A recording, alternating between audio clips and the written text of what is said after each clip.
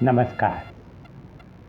આત્મજ્ઞાનના જિજ્ઞાસુ સર્વ ભાઈ બહેનોનું આ જીવન મુક્તિ ચેનલ ઉપર સ્વાગત છે.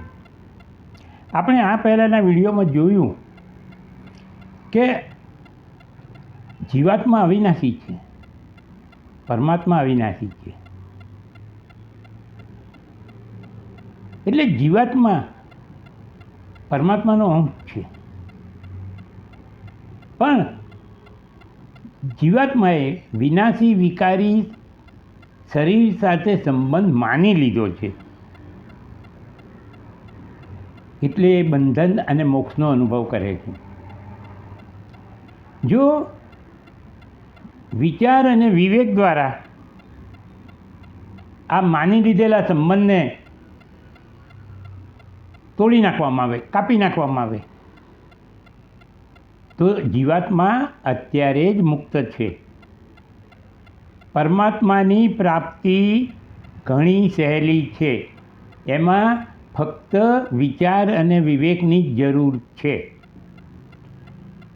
પરંતુ સવાલ એ છે કે શરીર સાથેના આ માની લીધેલા સંબંધોની માન્યતા કરોડો વર્ષોથી દ્રઢ થઈ ગઈ છે.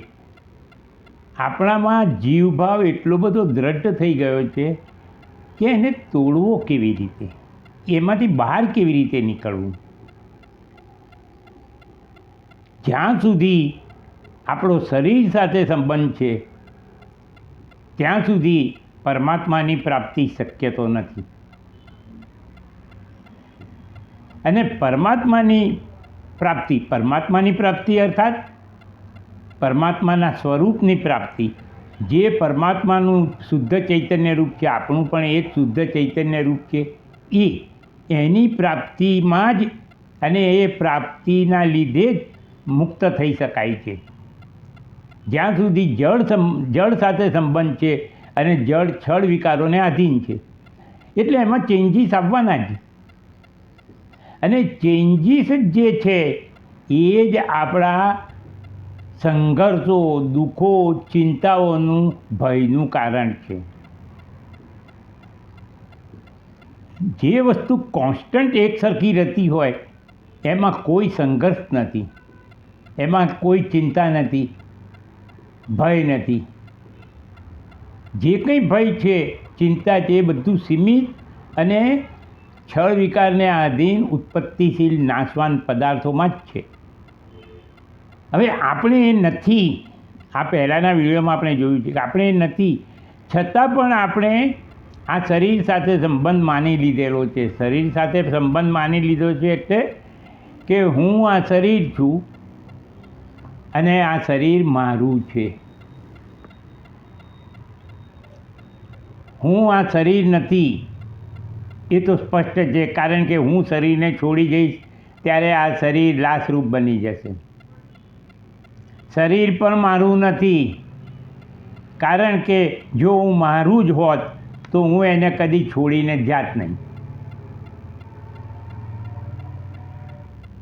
એક વખત મેં એક ભાઈએ એવો પ્રશ્ન કર્યો હતો, જો કે જે લોકો આત્મહત્યા કરે છે એ લોકો તો શરીર છોડીને જતા જ રહે છે. મેં એમને કહેલું કે ના, જીવ પોતાને માટે સુખ ઈચ્છે છે. જીવાત્મા હંમેશા સુખ અને સત્ય તરફ જાય છે. એને જ્યારે એના મન બુદ્ધિ એને એમ કહે કે આ શરીર દ્વારા હવે મને સુખ મળે એવું નથી, ત્યારે એ શરીર છોડી દે છે. શરીર છોડીને જીવાત્મા જતો રહે છે. ભગવાન હવે શું કહે છે? આપણે પરમાત્માની પ્રાપ્તિ કરીને જીવનમુક્ત પણ થવું છે અને મોક્ષ પણ પામવો છે. મોક્ષ એટલે કે પુનર્જન્મનો અભાવ એ શું છે એ આપણે આ પછીના વિડીયોમાં જોવાના છીએ. અત્યારે ભગવાન શું કહે છે કે જગતના પદાર્થોની પ્રાપ્તિ કરતાં મારી પ્રાપ્તિ સુલભ એટલે કે અતિ સહેલી છે. કેમ? કારણ કે હું નિત્ય પ્રાપ્ત છું. નિત્ય પ્રાપ્ત એટલે હું હંમેશા ઉપલબ્ધ છું. જગતના પદાર્થો અમુક વખતે હોય, અમુક વખતે ના હોય, અમુક સ્થળે હોય, અમુક સ્થળે ના હોય. બીજું, એ ઉત્પત્તિને વિનાશશીલ છે. એટલે એ પદાર્થોની પ્રાપ્તિ કરતાં પરમાત્માની પ્રાપ્તિ સુલભ એટલે કે અતિ સહેલી છે. કારણ કે એ નિત્ય પ્રાપ્ત છે, અત્યારે પણ પ્રાપ્ત છે, આ સ્થળે પણ પ્રાપ્ત છે. પરમાત્મા આપણી નજરથી દૂર ગયા જ નથી. ઇવન આપણે પરમાત્મામાં જ છીએ અને પરમાત્મા આપણામાં જ છે. એની પ્રાપ્તિ પણ નથી કરવાની, આપણે ખાલી આપણી માન્યતા દૂર કરવાની છે. સંસારના પદાર્થોની પ્રાપ્તિ માટે અતિશય શ્રમની જરૂર છે. આખી જિંદગી નીકળી જાય. વત્તા એ અનિશ્ચિત અને અસ્થિર છે. ભગવાને આપણને કહ્યું હતું કે કર્મોથી પદાર્થોની પ્રાપ્તિ થાય, અને ભગવાને આપણને કહેલું છે કે ગહેનો કર્મણા ગતિ, કર્મોની ગતિ અતિ ગહેન છે. એટલે કર્મોથી જે આપણે ફળ પ્રાપ્ત કરીએ છીએ એ આપણા પ્રારબ્ધ પ્રમાણેનું છે, અનિશ્ચિત છે. અને ગમે તેટલી મહેનત કર્યા પછી પણ એ ફળ મળશે કે નહીં એની તો કોઈ ખાતરી નથી. કારણ કે ગહેનો કર્મણા ગતિ, આપણે આ વિશેની ચર્ચા બહુ ઊંડી કરેલી જ છે. જ્યારે પરમાત્માની પ્રાપ્તિ માટે કોઈ શ્રમ કરવાની જરૂર નથી, કોઈ ચિંતા કરવાની જરૂર નથી. તો પરમાત્માની પ્રાપ્તિ જગતના અન્ય પદાર્થોની પ્રાપ્તિ કરતાં તો સહેલી છે જ. કારણ એમાં ફક્ત વિચાર અને વિવેક. તો શું કરવાનું પરમાત્માની પ્રાપ્તિ કરવા માટે? તેની 3 જ શરતો છે. એમાં કોઈ શ્રમ નથી કરવા. પરમાત્માના સ્વરૂપમાં એકાગ્રચિત્ત કરવાનું છે, જેને તમે ધ્યાનમાં બેસવાનું કહો છો. પરમાત્માને પ્રેમ કરીને એની સાથે એકાત્મતા કેળવવાની છે. અને ભગવાનના નામનું કહો કે ભગવાનના સ્વરૂપનું કહો, નિત્ય અને સતત ચિંતન કરતા રહેવાનું છે. બસ, એમાં શારીરિક શ્રમની કોઈ જરૂર નથી.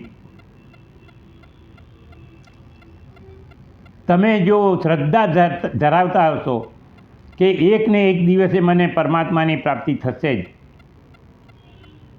તો 100% આ 3 વસ્તુથી તમને પ્રાપ્ત થશે જ. હવે તમે વિચારો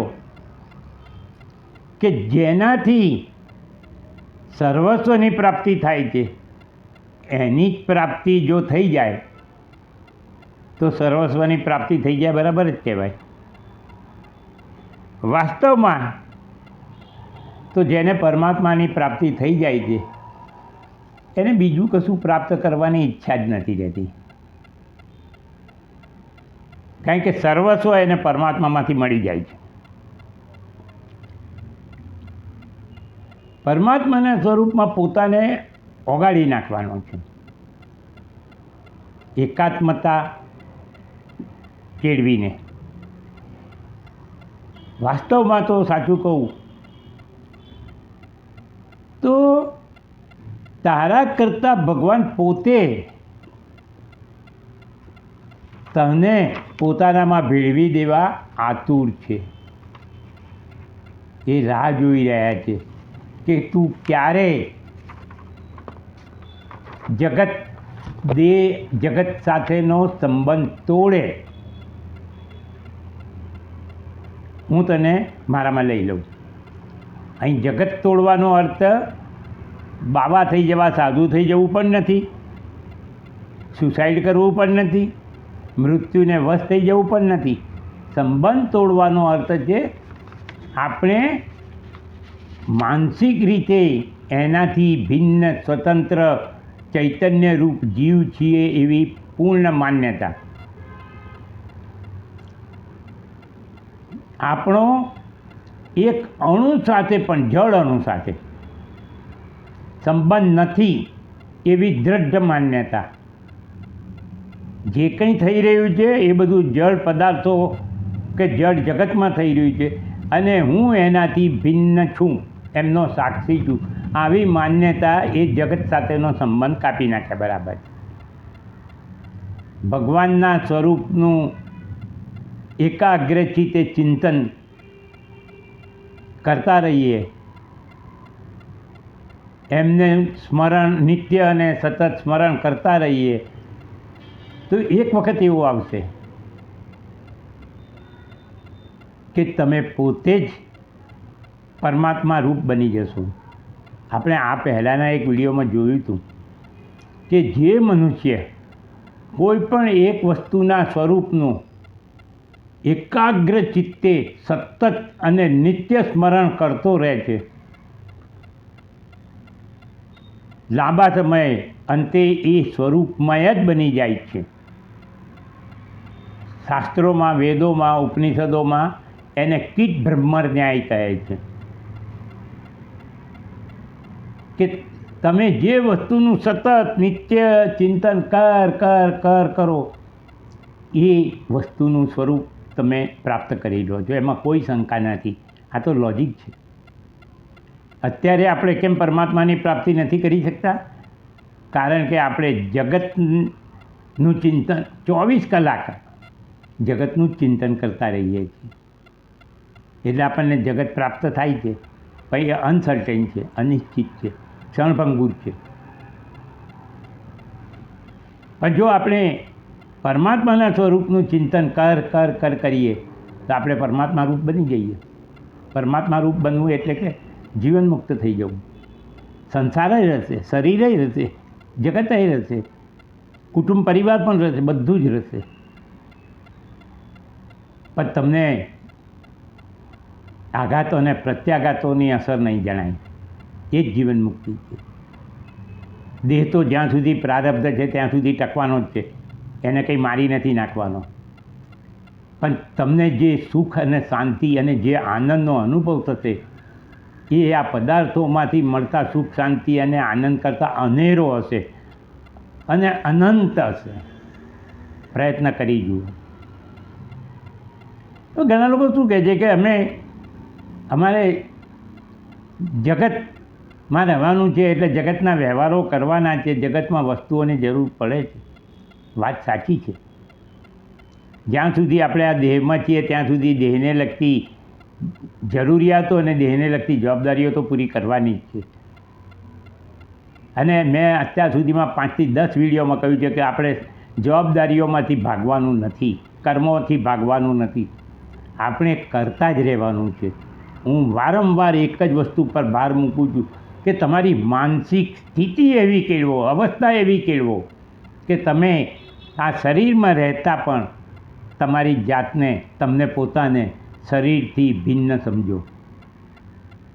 જે વસ્તુ તમને ખબર હશે તો કોઈ વખત જ્યારે કલાકાર, સંગીતકાર કોઈ ઊંડા સંગીતમાં તલ્લીન થઈ જાય ત્યારે ભૂલી જતો હોય છે કે હું આ શરીરમાં છું. કોઈ પેઇન્ટર પેઇન્ટિંગમાં મશગુલ થઈ જાય ત્યારે ભૂલી જતો હોય છે કે હું આ શરીરમાં છું. તમે જો એક ક્ષણ માટે પણ એવી શાંતિ કેળવી શકો મનને આંખો બંધ કરીને કે તમને જગતની સહેજ પણ યાદ ના રહે તો તમે પણ છે તે એ વખતે પરમાત્મા જોડે હોવ છો. મતલબ કે આપણે પરમાત્મા પ્રાપ્તિ એ આપણી માનસિક અવસ્થાને આધીન છે, જગતને આધીન નથી. માટે હું આપને વિનંતી કરું છું કે કોઈ પણ તર્ક વિતર્ક ના લગાવો. તમને જો કદાચ શંકા પડે તો મને મારા વિડીયો આટલા બધા મેં મૂક્યા છે એ સાંભળીને એમાં કોમેન્ટ બોક્સમાં પ્રશ્ન કરો. હું તમને ઉત્તર આપીશ. તર્કો ના કરો અડધા વિડીયો સાંભળીને. હમણાં આના પહેલાંનો એક વિડીયો છે મારો, એમાં એક ભાઈએ એ વિડીયો સાંભળીને મને 10-15 તર્કો લગાવી દીધા એમણે એમની રીતના જગતના.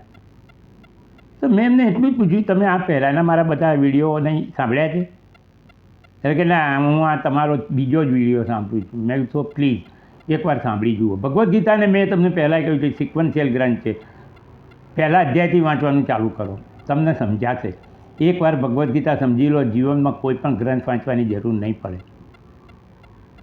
મારા ભાઈઓ બહેનો, જો તમને આ રીતે ભગવદ્ ગીતા સાંભળવાની ગમતી હોય તો આ ચેનલ સાંભળતા રહેજો.